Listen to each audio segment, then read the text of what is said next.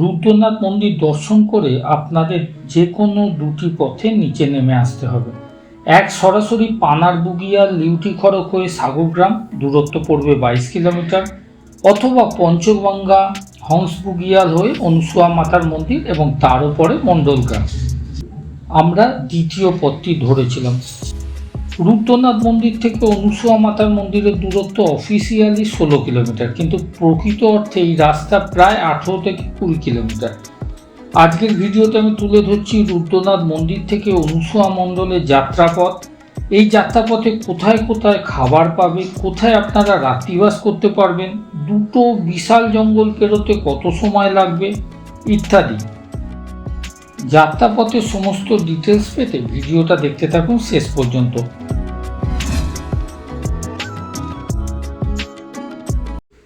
রুদ্রনাথ মন্দির থেকে অনুসুয়া মন্দিরের রাস্তাটা আগে আমরা ম্যাপে বুঝে নিই। রুদ্রনাথ টেম্পল থেকে প্রথমে যাব পঞ্চগঙ্গা, ওখান থেকে পাহাড়ের উপরে চড়ে সরু রাস্তা বরাবর নেওলা পাস ধরে নামব। পথে পড়বে মেপাল বুগিয়াল। মেপাল বুগিয়াল থেকে যাব হংস বুগিয়াল। হংস বুগিয়াল থেকে বিরাট এক জঙ্গল পেরিয়ে পৌঁছাবো কান্ডাই বুগিয়াল। কান্ডাই বুগিয়াল থেকে আরও এক জঙ্গল পেরিয়ে তবে পৌঁছাবো অনুসুয়া মাতার মন্দির। আর সবশেষে আমরা নেমে যাব মণ্ডলগ্রামে। সকালটা শুরু করি রুদ্রনাথ ঘাটি থেকে। খুব সুন্দর এখানে আসার অভিজ্ঞতা। আপনার সমস্ত কষ্ট, দুঃখ, ব্যথা জুড়িয়ে যাবে ভগবানের দর্শন পেলে। পঞ্চকেদারের প্রথম কেদার কেদারনাথ আর চতুর্থ কেদার রুদ্রনাথ আমার দর্শন সম্পন্ন হলো। সকাল 8:07 আর আমরা রুদ্রনাথ ঘাটি থেকে রওনা দিচ্ছি অনুসুয়া মণ্ডলের দিকে। পঞ্চগঙ্গা হয়ে কালকে এই পথেই এসেছিলাম, আজকে ফিরে যাচ্ছি। কালকে আরামে এসেছি, আজকে একটু কষ্ট চড়াই আছে। রুদ্রনাথ থেকে বেরিয়ে এইখানেই আপনারা পানীয় জল পাবেন, তারপরে কিন্তু আবার গিয়ে পাবেন পঞ্চগঙ্গায়। এখান থেকে আপনারা জল ভরে নিতে পারেন। আমরা রুদ্রনাথে যাত্রা শুরু করেছিলাম 8:05। পঞ্চগঙ্গা পৌঁছালাম 10:50। এখানে বোর্ড লাগানো আছে, এই সোজা উঠে যাচ্ছে। এখানে লেখা আছে অনুসুয়া মণ্ডল 10 কিমি 14 কিমি। এই উঠছে, দেখুন সবাই উঠছে। বেলা হলেই না এদিকের ওয়েদারটা খারাপ হয়ে যায়। সকালে ছিল রোদ ঝলমলে। ওই যে হলুদ পতাকাটা, ওটা আমাদের টার্গেট। চড়াইটা একবার দেখুন, বাপরে বাপ। অনুসুয়া মাতা মন্দির যাওয়ার প্রথমটা কষ্ট, পরে কিন্তু অতটা কষ্ট নেই। সমতল রাস্তা বেশিরভাগটাই। যারা পঞ্চগঙ্গায় নিচেই জল ভরে এই অনুসুয়া মাতার এই পাহাড়ি ট্রেকটা করছেন, ওখানেই জল ভরার দরকার নেই। পাহাড়ের ওপরেই জলের ব্যবস্থা আছে, এখান থেকে আপনারা জল ভরে নেন। তার জলের বোঝাটা নিয়ে উঠতে হবে না। 10:50 আমরা নিচে থেকে উঠেছি, 11:35 ওপরে পৌঁছেছি। এই ফ্ল্যাগটাকে দেখেই উঠেছি। আর সব জায়গায় মার্ক করা আছে, আপনি একা নয়। 2-3 বছর আগে আলাদা গল্প ছিল, এখন প্রচুর মানুষ অনুসুয়া মাতার মন্দিরে যাচ্ছে। এই দিকটা কিন্তু পুরো খাদ, প্রত্যেকটা জায়গায় কিন্তু হলুদ পতাকা দিয়ে মার্ক করা আছে। তা আপনার পথ হারাবার কোনো ভয় নেই। এরকম পাহাড়ের ঢাল বেয়ে বেয়ে রাস্তা, আর পুরো মাটির কাঁচা রাস্তা, এবং এক ধাক্কায় কতটা নামাচ্ছে আপনি দেখুন। ওই ভদ্রলোক যাচ্ছে, কোথায় নামিয়ে দিয়েছে। পাহাড়ের গায়ে ঢাল বরাবর সবাই নামছে লাইন দিয়ে। অনুসুয়া মন্দির যাওয়ার পথে প্রথম অংশের রাস্তা কিন্তু পাহাড়ের গা বরাবর, যার একদিকটা খাদ। ঘাসের মাঝে সরু রেখাগুলো চলে গেছে, এই যে রেখা ধরে সবাই নামছে আমরা পাহাড় থেকে নিচে। ঠান্ডা হাওয়া দিচ্ছে। সম্ভবত এটাই হংস বুগিয়াল যা মনে হচ্ছে, কাছে গেলে আরো বুঝতে পারবো। প্রথমে আমরা ভাবছিলাম এটা হংস বুগিয়াল, কিন্তু এটা হংস বুগিয়াল নয়, এটা হচ্ছে নেপাল বুগিয়াল। অনুসুয়া মাতার মন্দির আপনারা যদি পঞ্চগঙ্গা দিয়ে যান, তাহলে এই পাহাড়ের ধার ধার খাড়ি দিয়ে যেতে হবে। খুব বৃষ্টি হলে, 4-5 ঘন্টা বৃষ্টি হলে এই রাস্তা ধরবেন না। এখানে কাদা মাটির রাস্তা, ফলে খুবই পিচ্ছিল হয়ে যায় রাস্তা। তো দেখছেন আপনি। আমি এটাকে হংস বুগিয়াল ভাবছিলাম, কিন্তু এটা হংস বুগিয়াল নয়, এটা এমনি বুগিয়াল। এখন দুপুর 2:30 আর আমরা সবেমাত্র এই বুগিয়ালে এসে পৌঁছালাম। এখান থেকে হংস বুগিয়াল আরও 2 কিলোমিটার। এই অবধি পঞ্চগঙ্গা থেকে আর কোনো জলের সোর্স আমি পাইনি, যা ছিল ওই পঞ্চগঙ্গায়।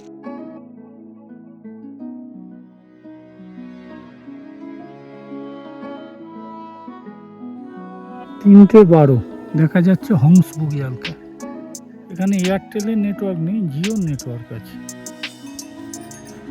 3:23 আর স্বপ্নের মতো সুন্দর হংস বুগিয়ালে আমরা এসে পৌঁছালাম। ঘোড়ারা খাচ্ছে কচি ঘাস, আর ম্যাগি পেলে আমরা খাবো ম্যাগি। এই যে হংস বুগিয়ালে চাইলে আপনারা থাকতেও পারেন, এখান থেকে জলও ভরে নিতে পারেন। আর এই দাদা আমাদের সাথে যাচ্ছে আজ অনুসুয়া মাতার মন্দিরে। দাদা আপনার নামটা? অভিষেক শিখবেন। কোথা থেকে আসছেন? কলকাতা থেকে আসছি। তো একসাথে যাওয়া যাক। রুদ্রনাথ থেকে অনুসুয়া মাতা মন্দির যাওয়ার পথে সবচেয়ে বড় স্টে হচ্ছে এই হংস বুগিয়ালে। এখানে 15 থেকে 20 জনের মতো স্টের ব্যবস্থা আছে, এক্সট্রা টেন্টও আছে, চাইলে এরা আরো বেশি সংখ্যায় লোক রাখতে পারে। আমাদের আইডিয়া ছিল না বলে আমরা 4টের পর হংস বুগিয়াল থেকে বেরোলাম, কিন্তু যারা 4টের পর বেরোবেন তাদের দুটো জঙ্গল পার করতে অন্ধকার হয়ে যাবে, রাতের মধ্যে হাঁটতে হবে। তাই 4টে বেজে গেলে আর আপনারা জঙ্গল বেরোনোর রিস্ক নেবেন না। আমরা জানতাম না বলে আমরা এগিয়ে গেছি। হংস বুগিয়ালের ম্যাগি 60 টাকা প্লেট।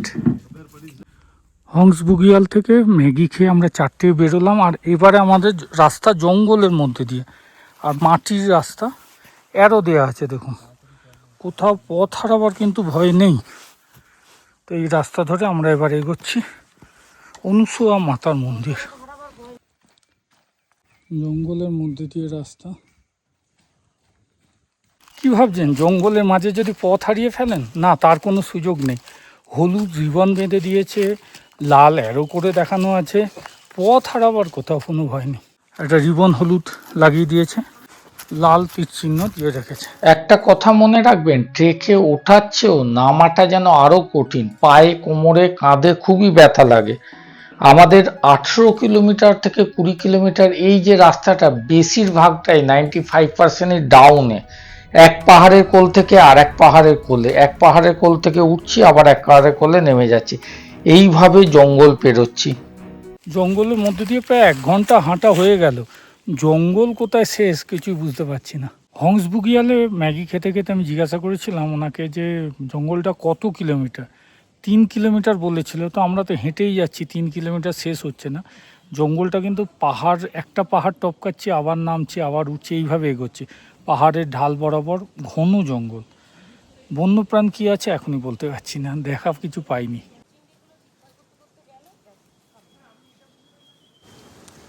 আমাদের ইন্ডিকেট করছে এদিকে যেতে হবে, অর্থাৎ এদিক দিয়ে আবার নামবো আমরা পাহাড়ের নিচে। ওপরের ওই পাহাড়টা থেকে নামলাম, আরও নামবো নিচের দিকে। সূর্য প্রায় ডুবে আসছে, সন্ধ্যা 6:44, সানসেট হয়ে গেছে। এখনো আমরা জঙ্গল পার করতে পারিনি, নেমে যাচ্ছি সমানে। এই যে এই হচ্ছে অনুসুয়া মাতার মন্দির, 7টা বেজে গেছে, তার মানে আবার একটা জঙ্গল পার করে আমাদের ওই মন্দিরে যেতে হবে। 3 কিলোমিটার ওইটা, আমি তো ভাবতেই পারছি না কি করব। এখানে একটা দোকান মতো আছে, তার মধ্যে 7-8 জন থাকতে পারে, তো কয়েকজন এসে এখানেই আছে, তা আর জায়গা নেই। হংস বুগিয়ালের পর দ্বিতীয় স্টে এই রাস্তায় কান্ডাই বুগিয়াল। কান্ডাই বুগিয়ালে থাকার জায়গা ছোট, একটা কুঁড়ে ঘর মতো আছে যেখানে 7-8 জন থাকতে পারে, এখানে খাবার ব্যবস্থাও আছে। কিন্তু আমাদের আগে একটা বাঙালি গ্রুপ এসে এখানে ছিল, আর জায়গা ছিল না, তাই বাধ্য হয়ে আমাদের এগোতে হচ্ছে একদম অনুসুয়া মাতার মন্দির অবধি। সন্ধে 7টা বেজে গেছে, সূর্য ডুবে গেছে, আরো একটা জঙ্গল পেরোনোর কথা এই অবস্থায় আমরা ভাবতে পারছিলাম না, কিন্তু কিচ্ছু করার নেই, আমাদের পৌঁছতেই হবে অনুসুয়া মণ্ডলে, নাহলে আমাদের থাকার কোনো জায়গা নেই। তো আমরা মানসিকভাবে তৈরি হয়ে নিয়েছি, অন্ধকারেই আমাদের জঙ্গলের মধ্যে ট্রেকটা করতে হবে। আরও 3 কিলোমিটার জঙ্গলটা রয়েছে, টর্চও লাগিয়ে নিয়েছি কপালে। তো আমাদের পৌঁছতে আশা করছি 9টা, 8:30, 9টা বাজবে। তো আমরা পৌঁছবো মা অনুসুয়া মাতার মন্দিরে।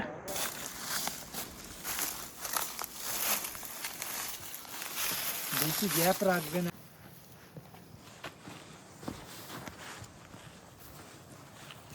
আমরা এগিয়ে চলেছি, মন্দিরটাকে এখন খুব কাছে লাগছে।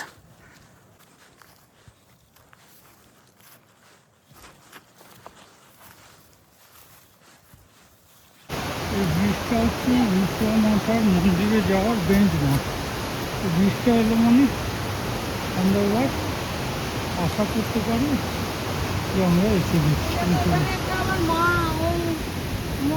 ওখানে ভোলেনাথের একটা মন্দির, ওম ভোলেনাথ। হ্যাঁ, এখানে বস, এখানটা বস। এই হচ্ছে ব্রিজ, নদীটাতে ওরে বাবা দারুণ নদী, ফরেস্টের নদী। আর এটা হেভি ফোর্স আছে জলটা। আমরা নদীর ওপর যে ব্রিজটা আছে তার পাশে একটা মন্দির আছে, সেই চাতালে কিছুটা বিশ্রাম নিলাম। পরে জানলাম এই নদীতেই নাকি বন্য জন্তুরা জল খেতে আসে, যা তখন কিছু জানিনি। আর এই সাঁকোটা পেরিয়ে কিছুটা গেলেই পেয়ে যাবেন অত্রিমুনি আশ্রম। এখান থেকে শ্রী রুদ্রনাথ মন্দির 12 কিলোমিটার, আর অত্রিমুনি আশ্রম এই নিচে চলে গেলে 50 মিটার, মাত্র 50 মিটার। যারা দিন বেলা বেরিয়ে আসবেন তারা অত্রিমুনি আশ্রম দেখে নেবেন। অত্রিমুনি কেভ আছে, একটা গুহা আর একটা বিরাট ঝর্ণা রয়েছে, ভালো লাগবে আপনাদের। রাত্রি 10টা 10 আর আমরা চলে এসেছি মাতা অনুসুয়া মাতার মন্দিরে। তো আমার পেছনেই রয়েছে মায়ের মন্দির, খুব সুন্দর সেই কেদারনাথ স্টাইলের মন্দির। তো রুমটা আপনাদের দেখাবো। ঢালাও বেড রয়েছে পাশাপাশি দোতলায়, ফার্স্ট ফ্লোরে 250 টাকা করে পার বেড। খাওয়া আলাদা, খাওয়াটা আমি পরে দেখাচ্ছি রাতে। তো এইটুকু পাওয়া এই রাতে এসে মায়ের কৃপা ছাড়া সম্ভব নয়। আমাদের ওই সব অবস্থার পরে এখানে এত ভালো পাওয়া যাবে মানে আমি করতে পারিনি। পরপর বেডগুলো রয়েছে, ঢাকাও দেয়া আছে, কোনো অসুবিধা নেই। প্লাগও আছে, আপনারা চার্জও করতে পারবেন। তো খুব সুন্দর ব্যবস্থা, আমার খুব পছন্দ হয়েছে। ডিনারে ডাল, ভাত, পাঁপড় শাকা, শসা আর আমলকি আচার, এই দিয়ে সার্ভ ডিনার। এটাই আমাদের কাছে অমৃত, সাথে আলু ফুলকপির তরকারি। যিনি মনসা মন্দির এবং গেস্টদের দেখাশোনা করেন তার ব্যবহারে সত্যি আমরা মুগ্ধ। ওই রাতেও আমাদের ভাত করে দিলেন, সব গেস্টরা শুয়ে পড়েছিলেন, সবার জন্যই আলু ফুলকপির তরকারি হয়েছিল, কিন্তু যেটুকু ছিল আমাদের দিয়েছিলেন, সাথে পাঁপড় ভেজে দিয়েছিলেন, স্যালাড দিয়েছিলেন। সত্যি ওইটুকু করাও আমাদের জন্য আমরা কৃতজ্ঞ। অনুসুয়া মন্দিরে একটি সকাল, সবে সূর্যোদয় হয়েছে। একটা বিরাট বড় দেবদারুর গাছ, গুড়িটা আমি জড়িয়ে ধরেও গোল করে ধরতে পারবো না, এতটাই বড়। এই অনুসুয়া মাতার মন্দির। আমি রয়েছি এই মন্দিরেরই গেস্ট হাউসে, এই রুমটায় আমরা আছি, যেটা কালকে আপনাকে দেখিয়েছি। এই সেই রুম, পরপর বেডগুলো আছে। এখানেও রয়েছে রেস্ট হাউস, এখানেও রয়েছে ডরমিটারি, বিরাট বড় ডরমিটারি। ওরে বাবা, কত মানুষ একসাথে থাকতে পারবে দেখুন। ওরে বাবা বাবা, এত বড় থাকার ব্যবস্থা, পিলো দেওয়া আছে। সুপ্রভাত বন্ধুরা, আরও একটি রোদ ঝলমলে সুন্দর সকালে মা অনুসুয়া দেবীর মন্দির থেকে আরও একবার স্বাগত জানাই আপনাদের। খুব সুন্দর এখানকার পরিবেশ। মণ্ডল গ্রাম থেকে এই অনুসুয়া মাতার মন্দির 4 কিলোমিটার দূরত্ব। তবে সবাই আসেন রুদ্রনাথ থেকে, অথবা এখান থেকে রুদ্রনাথ যান। আমরা রুদ্রনাথ থেকে এখানে এসেছি কাল রাত্রি 10টার পর, সেই জঙ্গলের মধ্যে দিয়ে টর্চ জ্বালিয়ে। তবে মন্দির কর্তৃপক্ষ থেকে আমি ঘরও পেয়ে গেছি, খুব সুন্দর খাওয়া দাওয়া দেওয়া হয়েছিল। তো কষ্টের শেষে কোথাও ছিল আলোর রেখা। হিমালয়ের কোলে অবস্থিত অনুসুয়া মাতা মন্দির শুধু একটি তীর্থস্থান নয়, এটি ভারতীয় পুরাণের একটি অনন্য ইতিহাসের সাক্ষী। কথিত আছে মহর্ষি অত্রির পত্নী মা অনুসুয়া ছিলেন সতীত্ব, ত্যাগ ও ভক্তির প্রতীক। তার সতীত্বের শক্তি পরীক্ষা করতে ব্রহ্মা, বিষ্ণু ও মহেশ্বর ছদ্মবেশে তার আশ্রমে আসেন। কিন্তু নিজের পবিত্র শক্তির মাধ্যমে মা অনুসুয়া তাদের 3 জনকেই শিশুতে পরিণত করেন। পরে বাকি দেবীদের প্রার্থনায় তিনি তাদের স্বরূপ ফিরিয়ে দেন। এই অলৌকিক ঘটনার স্মৃতিতেই প্রতিষ্ঠিত হয় অনুসুয়া মাতার মন্দির। নিঃসন্তান দম্পতিরা মায়ের কাছে আসেন সন্তান লাভের আশায়। আপনিও যদি হিমালয়ের এই পবিত্র স্থান দর্শন করতে চান তাহলে অবশ্যই আসতে হবে। যদি আপনি রুদ্রনাথ ট্রেক নাও করেন তাহলে মণ্ডলগ্রাম থেকে 4 কিলোমিটার ট্রেক করেও এই মন্দিরে এসে আপনারা থেকে যেতে পারেন, দেখে যেতে পারেন। ফোনের তো বিরাট টাওয়ার বসানো আছে, কিন্তু কোনো ফোনেরই কোনো নেটওয়ার্ক নেই। আর আমরা আছি ওই রেস্টরুমটায়। মন্দির এখন বন্ধ আছে, তবে 8টার পর আরতি হবে বলেছেন। মা অনুসূয়া দেবীর মন্দিরে এখানেই রান্নাবান্না হয়, আর আমরা এখানেই খাওয়া দাওয়া করছি, চাও খাই। সকালেই চা পেয়ে গেছি। তাহলে সকালটা শুরু হোক 1 কাপ গরম চায়। এখানে কাপ নয় কিন্তু স্টিলের গ্লাস। এখানে ফোনের একটা বিরাট টাওয়ার রয়েছে, কিন্তু কোনো ফোনেই কিন্তু কোনো নেটওয়ার্ক নেই, কোথাও বলা যাচ্ছে না, কোনো নেটও নেই, মানে আপনি সবার থেকে আলাদা, বিচ্ছিন্ন। অনুসূয়া দেবীর ভক্ত আবাসে ওয়াশরুম সবটাই বাইরে, মহিলা এবং পুরুষদের আলাদা আলাদা এখানে। আর জল রয়েছে, এই কালো কলটা দিয়ে গরম জল পড়ছে, ওইটা দিয়ে ঠান্ডা জল পড়ছে।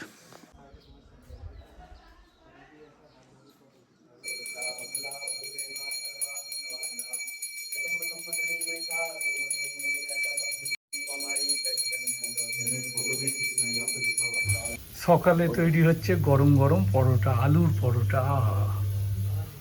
मैं बना रहा हूँ, वो लोग खा रहे हैं, बस वो थोड़ा हेल्प हो रही है, इसके बाद आपका भी नंबर आ जाएगा। আজকের ব্রেকফাস্টে গরম গরম আলুর পরোটা, টক দই, আচার, তো জমে যাবে আজকের ব্রেকফাস্ট। শান্ত সুন্দর, চারিদিকে পাহাড়ে ঘেরা, জঙ্গলে ঘেরা এই সুন্দর জায়গা অনুসূয়া আপনার ট্যুর লিস্টে অবশ্যই থাকা উচিত। আপনারা যদি একটু শান্তির খোঁজ করেন, একটা স্বর্গীয় জায়গার খোঁজ করেন, তাহলে আপনাদের অবশ্যই আসা উচিত এই অনুসূয়া দেবীর মন্দিরে। আলুর পরোটা, দই আর চা দিয়ে ব্রেকফাস্ট সারলাম। এবারে আমরা বেরিয়ে যাব এখান থেকে, পায়ে হেঁটে যাব মণ্ডলগ্রাম। 4 কিলোমিটার হাঁটতে হবে, সেই রাস্তাটাও জঙ্গলে ভরা। তো খুব সুন্দর একটা ট্যুর করলাম, আমি সমস্ত ডিটেলস তুলে দিলাম এই ভিডিওতে। তো আপনারা অবশ্যই আসুন অনুসূয়া মণ্ডলে। এবার খাবারের রেটটা আপনাদের বলি। ডিনার নিয়েছে 150 টাকা করে, চা এখানে 20 টাকা করে, আলুর পরোটা 50 টাকা করে, 1 প্লেট দই নিচ্ছে 30 টাকা।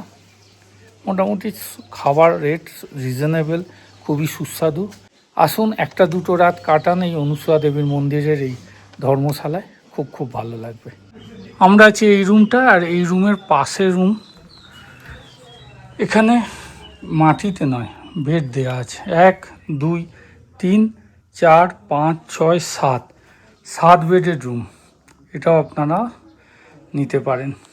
এই যে মাঝের বেডটা কিন্তু 3 জন হয়ে যাবে, এই বেডটা বিরাট বড়। অনুসূয়া মণ্ডল থেকে আমরা নেমে যাচ্ছি মণ্ডল গ্রামে, ওখান থেকে আবার গাড়ি নিয়ে আমরা পৌঁছাবো সাগর গ্রামে, কেননা আমাদের লকার রুমে বড় বড় স্যাকগুলো জমা আছে। আবার জঙ্গলের মধ্যে দিয়ে কিন্তু রাস্তা, জায়গাটা সত্যি অতীব সুন্দর। আবার অনুসূয়া মণ্ডল থেকে আমরা নেমে যাচ্ছি মণ্ডল ভিলেজে, অনুসূয়া গ্রামের বিখ্যাত গণেশ মন্দির। ওম গাং গণেশায় নমঃ।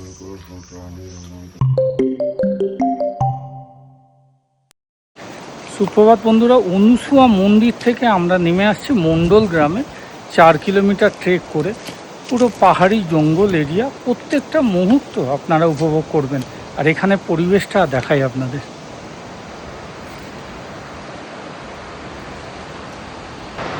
এই খরস্রোতা নদীটা আলাদাই সৌন্দর্য বাড়িয়েছে এই এলাকা।